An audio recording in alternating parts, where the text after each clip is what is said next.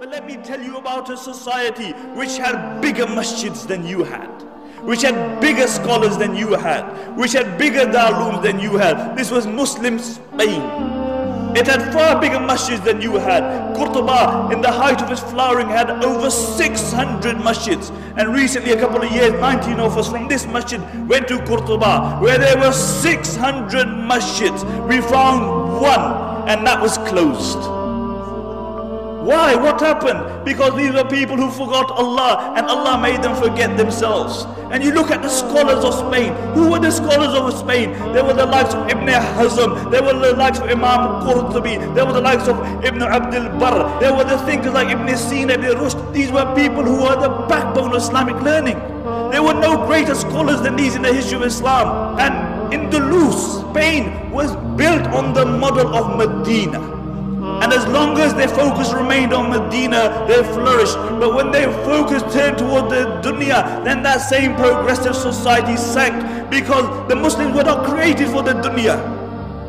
The Muslims were not created for the dunya. The Muslims were created for the hereafter. We are Abdullah. We are the slaves of Allah subhanahu wa ta'ala. And the highest status that we can reach is that we will remain the slaves of Allah subhanahu wa ta'ala. This very society, Spain, when their own people, their focus became the dunya, that every single person was concerned about himself. He was concerned about his own kursi. And the narrations mention that the rulers of Spain, what they would do, that the Muslims would actually make treaties with the Christians, and they would fight against their own Muslims. They would fight against their own Muslims. And really these were the Abu Righals of that time. And throughout history you will find Abu Righal. Do you know who Abu Righal was? Do you know who Abu Righal was? Abu Righal was a man who lived in life. And when Abraha, the Yemeni Christian governor, came to destroy the Kaaba, Abu Righal told him, look, I'll show you where the Kaaba is as long as you give me a few pounds. So Abraha agreed. When Abu Righal reached the outskirts of Makkah, he died. And what the Arabs would do, they would pelt his grave with stones, because he was a man who was ready to sell his religion and his people for $1 and a dime. And until today, the Arabs say, if they see a person of a deceptive nature, they say, Huwa Abu Righal. He's Abu Righal.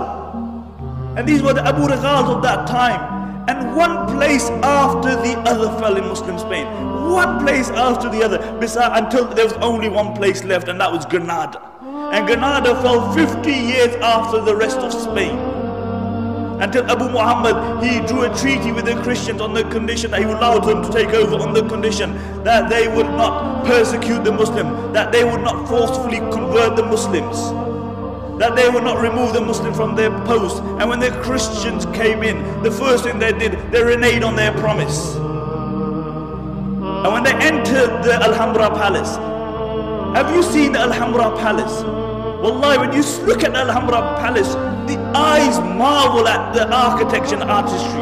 It is an amazing palace, and throughout the palace you will see one word, La Ghaliba illallah. That dominance is only for the sake of Allah. Dominance is only for the sake of Allah. Where are those people who wrote La Ghaliba illallah? Where are those people?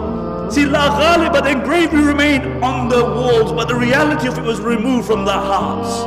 And the reality is that the Alhambra Palace, to a great degree, encompasses the decline of the Muslim Ummah, whilst the mud hut in which Umar ibn Khattab radiallahu anh lived embodies the spirit of Islam. And really, when these Christians, they walked into the Alhambra, they found the highest place that they could find, and they erected a crucifix there.